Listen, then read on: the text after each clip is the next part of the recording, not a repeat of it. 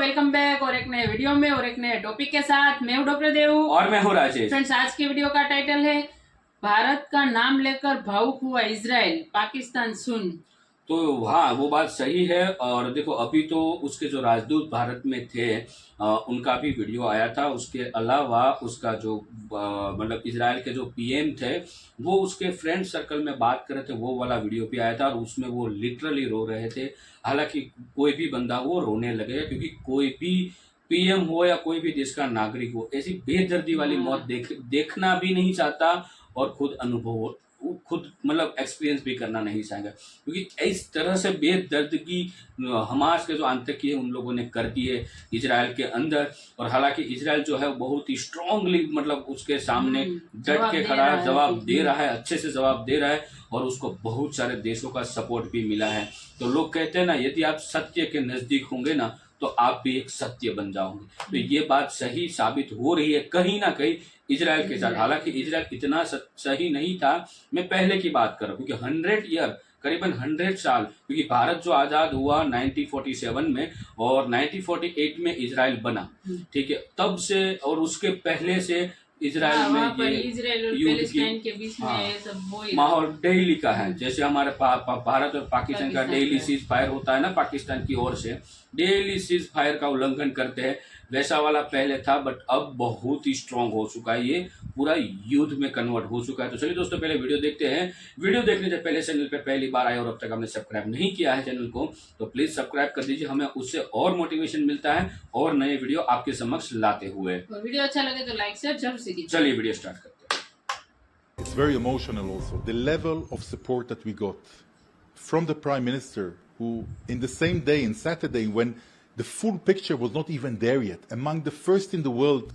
Israel के envoy हैं, वो काफ़ी इमोशनल हो गए और उन्होंने कहा कि जो काम इंडिया ने किया है इजराइल के लिए वो कोई नहीं कर सका। इजरायली फौज ने गजा का वस्ती इलाका खाली करने के लिए 24 घंटों का अल्टीमेटम दे दिया। बरतानवी खबर एजेंसी के मुताबिक अक़वाम मुत्तहिदा से कहा गया कि वादी गजा से तमाम फलस्तीनियों को जनूबी हिस्सों में मुंतकिल कर दिया जाए। उन्होंने कहा कि मोदी पहला बंदा है कि जिसने हमास के इस दहशतगर्दी को कंडेम किया। उस वक्त तक दुनिया में किसी ने नहीं किया था, तो इंडिया वो पहला कंट्री। ये जाए ना, अब जाए वहां की उनकी मदद करें जाके, और ट्विटर के साथ उनको पानी नहीं मिलेगा। सुन लो गौर से बात ये, और ना तुम्हारे ये गंद से जो सारा दिन बकते हो ना भारत का नुकसान होता है। वो तरक्कियों के उस लेवल पे जा रहा है, उनसे कुछ इंग्लिश ही सीख लो, उनसे कुछ आईटी सीख लो, इंसानियत सीख लो कोई उनसे। इजराइल इज रेडी कि वो वहां पर दाखिल हो जाए, उसकी जो जमीनी फौजें हैं वो गजा में दाखिल हो जाए। और 2 ही दिन में इनकी तो हेंकड़ी निकाल दी इजराइल वालों ने, और ये अब तराही मचा रहे हैं, माफी दे दो माई बाप, ये बातें बोल रहे हैं। ये 2 दिन में ये लंबे लेट गए, ये चक्कर है। ये तो मुसलमान हम किसी के सामने झुकते नहीं है, 2 दिन में ये तो झुक गए। But nobody is consulting with Pakistan. Barrister, हमने 70-75 साल इसी चीज में लगा दिए। अब इस पे असर क्या होगा? जहां जहां मुसलमान दुनिया में बैठा है वो इसके भुगतेगा। जय हिंद दोस्तों, very warm welcome to Hindustan special channel. Israel पर हमास के हमले की भारत ने पहले ही दिन कड़े शब्दों में आलोचना की थी।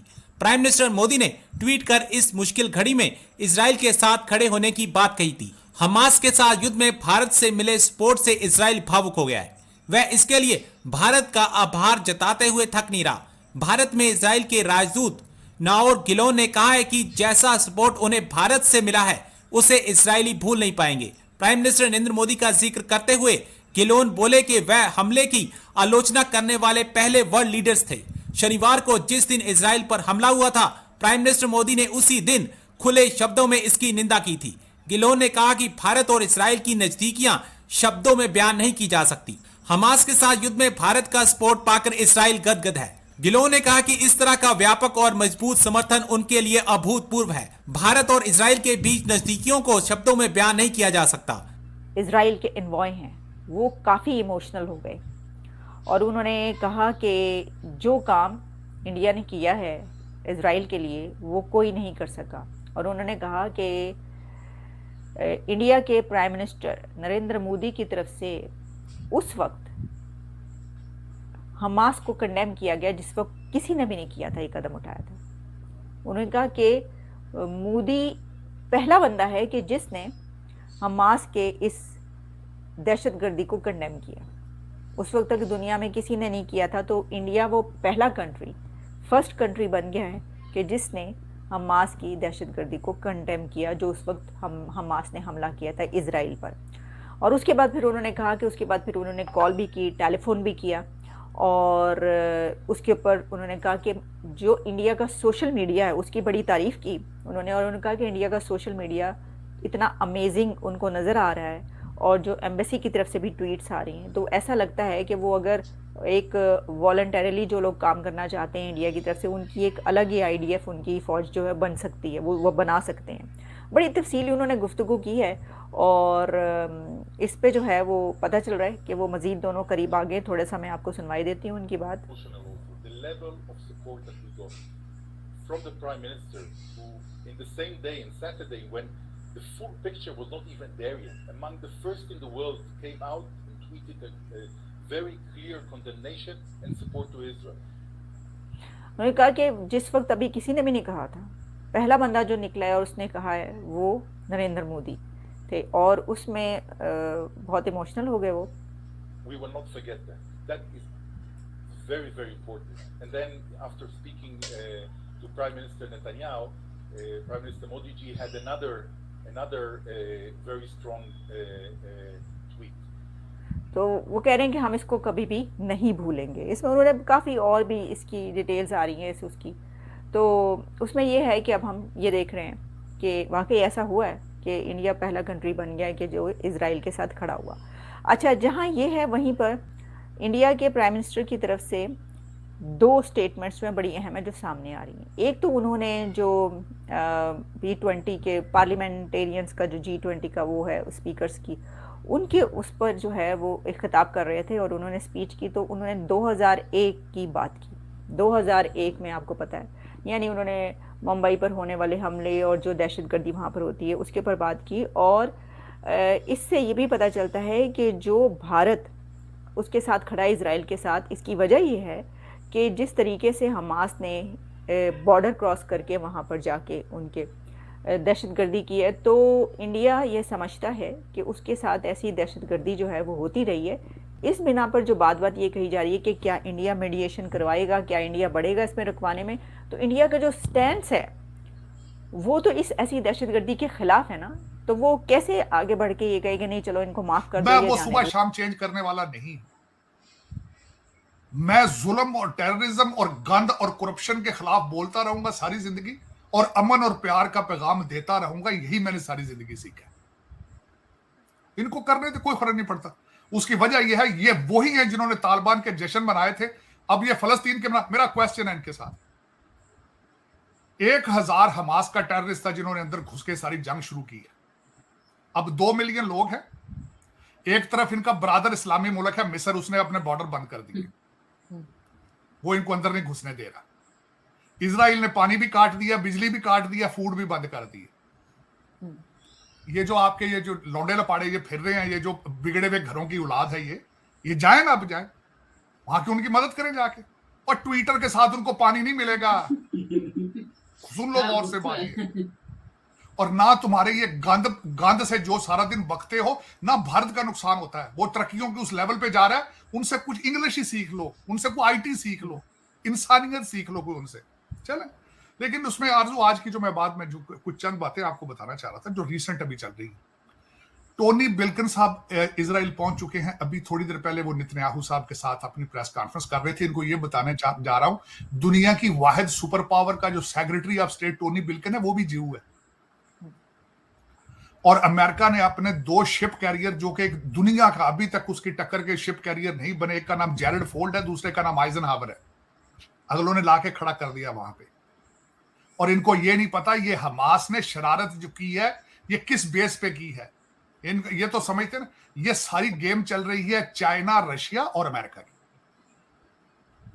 क्योंकि जो ये यूक्रेन में कर रही थी वेस्टर्न सिविलाइजेशन, रशिया को ब्लीड करने की कोशिश कर रहे थे, उसके रिटेलिएशन में उन्होंने कर दिया। इन्होंने पैसे वैसे ले लिए होंगे। अब मैं इनको बात बताना चाहूंगा, आपके लौंडे लपाड़ों को कुछ और गाइड करना चाहूंगा। हमास का हेड जो है वो 2 मुल्कों में उसकी प्रॉपर्टी है, तीन मुल्कों में, बल्कि उसके सबसे पहले तो ये शवाहिद मौजूद है ऑनलाइन, अगर गूगल करने की सलाहियत रखते हैं गूगल करें। उसके बच्चों की टर्किश सिटीजनशिप है, टर्की के अंदर उसकी रियल एस्टेट इन्वेस्टमेंट है उसकी, और उसके बच्चों के नाम पनामा लीक में शामिल थे। थैंक यू दोस्तों वीडियो को यहाँ तक देखने के लिए। और इस वीडियो में जब लास्ट में जो बताया गया वो सही बताया गया है, जहाँ जैसे कि हमारे देश में भी प्रोटेस्ट निकल रहे हैं हमास के सपोर्ट में, और पाकिस्तान से भी हमास के सपोर्ट में लोग निकल रहे हैं। तो उन लोगों को हकीकत में बोलना यही चाहेंगे हम कि पहले आप डिटेल रिसर्च कीजिए। सिर्फ और सिर्फ हम कोई दिक्कत नहीं है, आप धर्म को सपोर्ट कर रहे हो तो कोई दिक्कत उसमें किसी को कोई दिक्कत नहीं है, लेकिन पहले रिसर्च कीजिए, उसके बाद सब कुछ कीजिए। कौन सही है कौन गलत है वो भी तो देखना पड़ता है और ना। हमास के साथ आज तक कोई बंदा नहीं खड़ा रहा, वहां पे आप खड़े रहते हो। और जो इजराइल है उसके साथ बहुत ही बड़े बड़े देश जो है वो लोग खड़े हैं इजराइल के साथ, तो उसका कुछ मायने होगा, उसका कुछ रीजन होगा, क्योंकि वो लोग जो वहां पे है उसको कोई लेना देना नहीं है, हमास हो या इजराइल हो, वो सिर्फ और सिर्फ आतंकी है, उसका काम है आतंक फैलाना, वही लोग है। इसकी वजह से हमास में भी जो आम नागरिक है, वहां पे भी हमास जो गाजा पट्टी पूरा मुस्लिम इलाका है, और वहां पे जो मुस्लिम है, आम मुस्लिम, जिसको इन सारी चीजों से कोई लेना देना ही नहीं है, वो 2 वक्त की रोटी कमाते खाते हैं, बच्चों को पढ़ाते, बच्चों को मतलब अच्छे से आगे बढ़ने की ट्रेनिंग दे रहे, उनको कोई लेना देना नहीं है युद्ध से, और वो लोग पिट रहे, वो लोग मर रहे इसमें। तो सबका एक ही चीज कहना चाहिए कि जो ये युद्ध चल रहा है इससे बातचीत से खत्म किया जाए, ना कि ये गोला बारूद से खत्म किया जाए। और हमास ने हरकत तो कर दी, लेकिन जो हमास का लीडर था वो उसको तो उड़ा दिया ना। हमास का जो लीडर था उसको तो मतलब वो खुद हमास में नहीं रहता, उसकी सिटीजनशिप या सब वो कुछ अलग देशों में, 2-3 देशों में। बिल्कुल, इन लोगों को हिस्ट्री देखनी जाए। जो हमास का लीडर था उसके पास कितने देशों की सिटीजनशिप थी, उसके बच्चे कहाँ पढ़ रहे थे, और अभी कहाँ है वो युद्ध कर ये सब कुछ कर रहे हैं। बोलो सपोर्ट कर दिया और उसने वो एक्साइटमेंट में आकर इजराइल पर हमला कर दिया। ये तो यही बात हुई ना, खुद के बच्चे को सेव कर लिया, खुद के बच्चों को ऐशो आराम की जिंदगी दी, और इन जो गरीब लोग थे उनके बच्चों का वध किया। अभी जो फिलिस्तीन में जो वेस्ट बैंक वाला एरिया है वो लोग पिट रहे हैं अभी, वो लोग कोई गुनाह नहीं। वहाँ पे जो अभी जो वेस्ट बैंक कहा जाता है, तो उस जगह पे जो रहते हैं लोग, वहाँ पे ऑलरेडी करीबन 4 धर्म के लोग रहते हैं। वो लोग भी प्रोटेस्ट कर रहे हैं इजराइल के सामने, ऐसा नहीं कि वो प्रोटेस्ट नहीं कर रहे, लेकिन उसका प्रोटेस्ट जो होता है वो जैसे कि विरोध पार्लियामेंट में कैसा होता है, विरोध पक्ष से शांति से प्रोटेस्ट कर रहे हैं, और उसको सुख और शांति है वहाँ पे। ये गाजा पट्टी में जो रह रहे हैं वो हमास के आतंकवादी है। नहीं, गाजा पट्टी में जो लोग रहते हैं वो भी नॉर्मल नागरिक है, और वो भी डेली जॉब करने वाले, बिजनेस करने वाले आम आदमी है। लेकिन उसमें जो घुसा है ना ये जो आतंकवादी, जिसका मतलब उसका लीडर को जो भी 2 दिन पहले टपका दिया इजराइल वालों ने, तो उनको ज्यादा पड़ी है इन लोगों की।